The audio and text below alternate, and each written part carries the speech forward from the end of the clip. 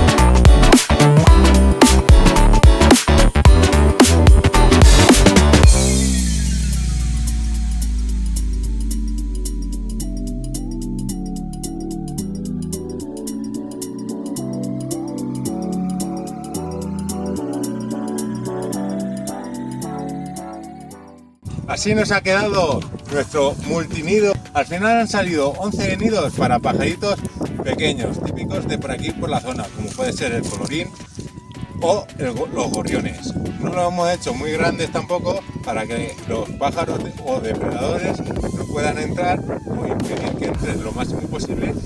Lo hemos puesto en nuestro chozo, el cual podéis ver la restauración del mismo en este mismo enlace. Sin nada más que añadir, espero que os haya gustado este vídeo y este gran proyecto y hasta la próxima. ¡A tope!